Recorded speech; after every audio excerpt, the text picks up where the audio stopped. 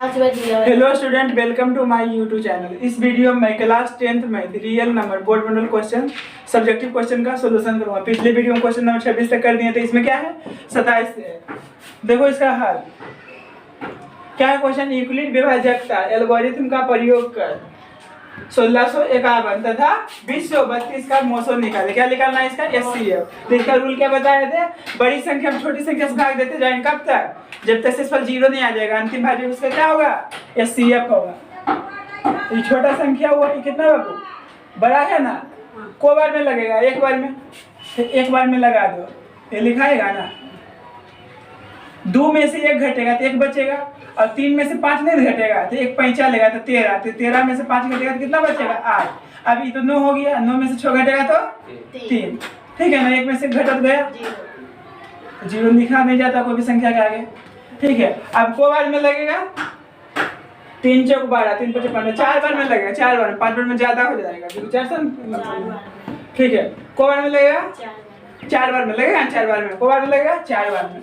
देखो 4 से गुना करो। 4 हुआ बुआ, 4 8 32, बाकी 3, और 4 3 12, 12 3 15। उसके घटा दूंगा। अब 1 में से 4 दिन घटेगा, 5 लेगा, 11 में 4 घटेगा तो 7 बचेगा। अभी क्या हो गया? 4 में से 2 घटा तो 2 बचेगा। अब 6 में से 5 घटेगा तो 1। ठीक है ना। अब बोलो को बार में लगेगा? 3 बार में। 3 बार में पूरा कट रहा है ना। 3 बार में तो गुना कर दो। 7 21 के 1 बाकी 2, अब 8 36 2 38, 36 2 38, आ गया 0। यूक्लिड विभाजन एल्गोरिथम से, यूक्लिड विभाजन एल्गोरिथम से, एल्गोरिथम से क्या होता है फॉर्मूला? ए बराबर BQ plus R, BQ plus R। ठीक है। और उसको क्या लिखते हैं बुआ? चरण लिखते हैं ना। चरण कौन चरण? पहला चरण। तो बोलो रन भाज कितना है? 1। अब प्लस शेषफल कितना है? इतना। दूसरा चरण भाज कितना है? भाजक भागफल प्लस शेषफल होगा ना। अब देखना तीसरा चरण भाज कितना है? 381, भाजक गुने भागफल प्लस शेषफल। तो अंतिम भाजक कितना? वही एचसीएफ होता है। तो अतः एचसीएफ बराबर कितना? आंसर 127। मुझे कोई प्रॉब्लम हुआ तो उतारो ये क्वेश्चन जल्दी। मेरा टंकी का पानी खत्म हो गया था। लाइनों नहीं देखो तो यहाँ लगा रहा। हाँ आ रहा तो न भैया कैसे? अब देखना क्वेश्चन नंबर 28 ये क्या है? VBI है। ठीक है बाबू। क्या कहा? 2 संख्याओं का मोसो 18 है तथा उनका गुणनफल कितना है? 12960 है। तो उनका क्या करना है बाबू? उनका लोसो ज्ञात करेगा। इसका क्या निकालना है? लोसो। तो एक फॉर्मूला होता है पहली संख्या गुने दूसरी संख्या बराबर एलसीएम गुने एचसीएफ। ठीक है। तो ये देखो क्या लिखा है? मोसो कितना दिया हुआ है? पहले लिख दो जो दिया हुआ। मोसो कितना है? 18 है।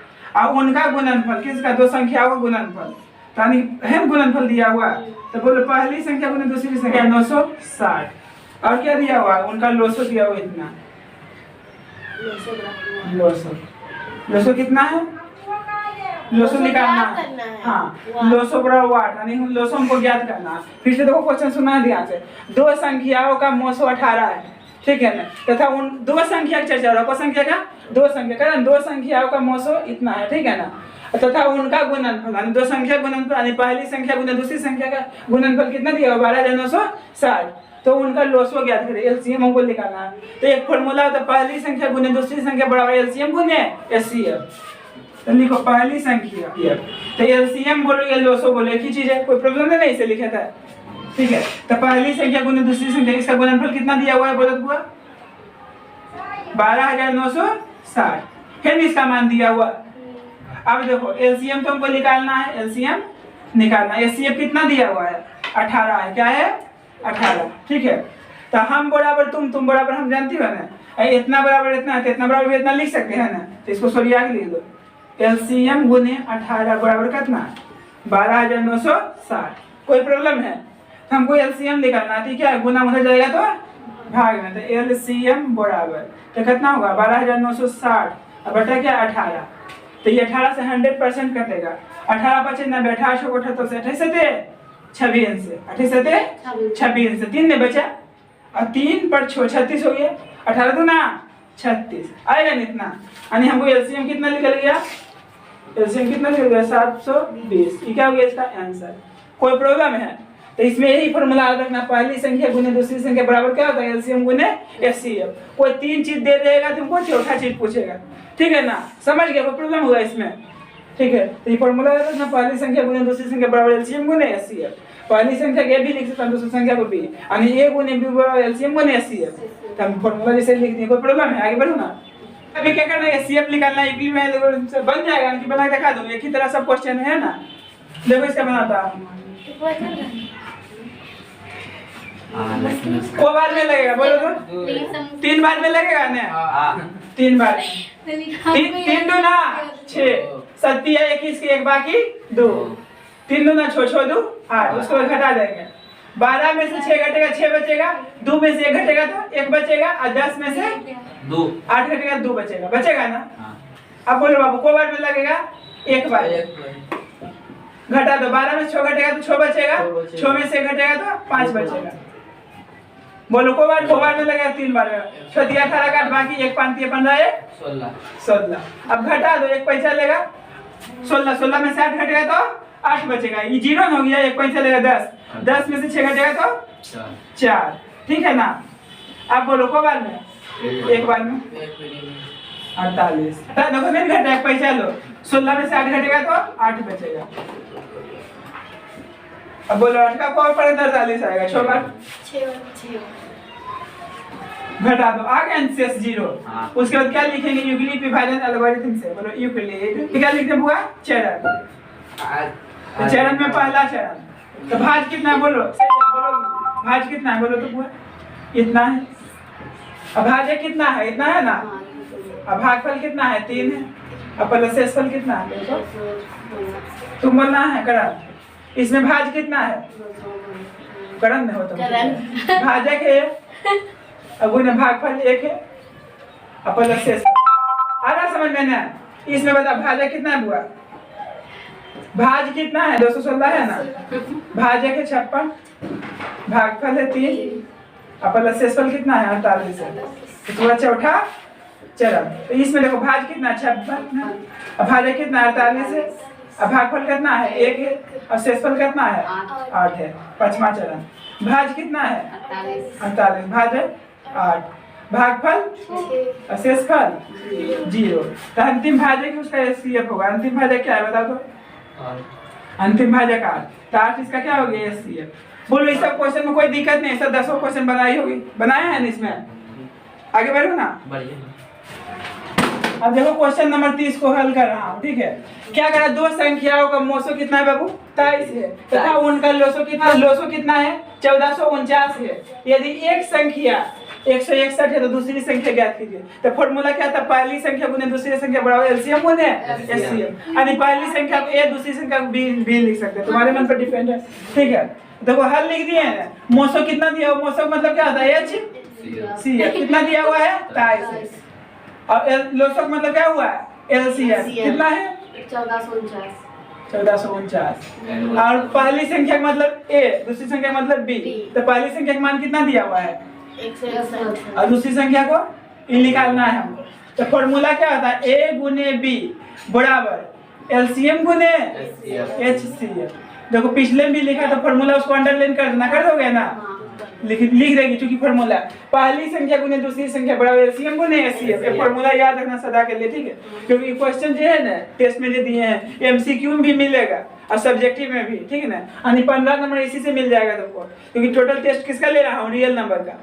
आ रहा समझ में कि नहीं, देखो ध्यान से। अब ए का मान कितना है बाबू बोलो तो 161 है, अब बी का मान कितना है तो निकालने हैं हमको। एलसीएम कितना है 1449, एचसीएफ कितना है 23 है।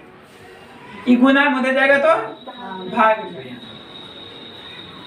तो इसमें विभाजता का नियम याद रखना है, समझ गए ना, काटने पड़ने दिक्कत होता है, ठीक है। विभाजता का नियम बता दिए है ना, कि इसका मात्रा है इतना 23 61 से 7 बार में कट जाएगा ना, इसका 7 बार पढ़ेंगे तो कटेगा ना 23 से।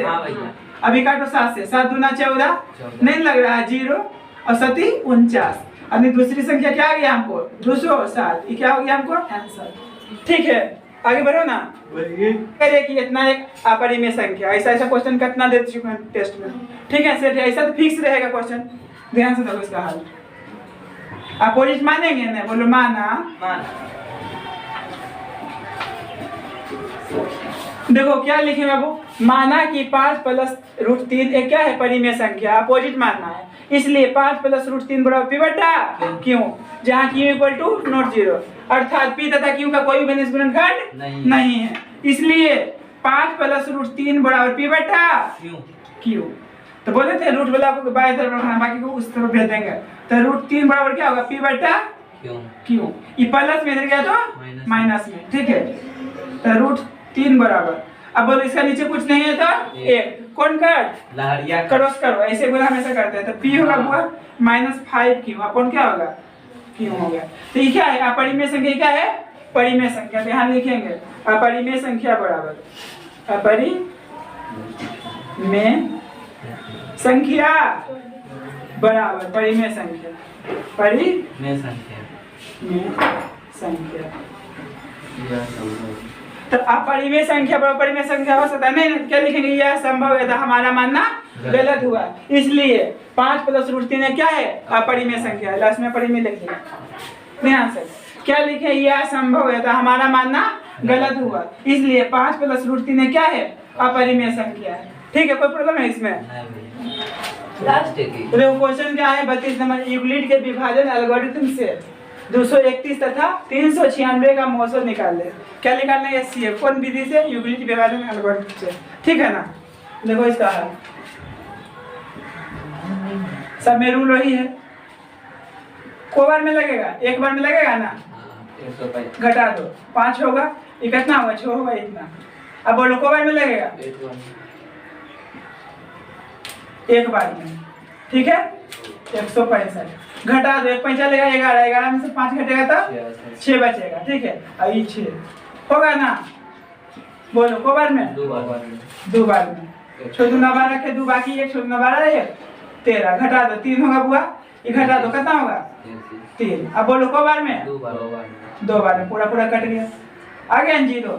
क्या लिखेंगे यूक्लिड भाज है 396, भाज बराबर भाजक गुण है, क्या होता है भागफल प्लस शेषफल। ठीक है उसके बाद दूसरा चरण, भाज कितना है बाबू 231 है, भाजक गुण है भागफल प्लस शेषफल 66। उसके बाद तीसरा चरण, तीसरा चरण भाज कितना है 165 है, भाजक गुण है भागफल प्लस शेषफल। उसके बाद चौथा चरण, भाज कितना है 66 गुण भाजक गुण भागफल प्लस शेषफल।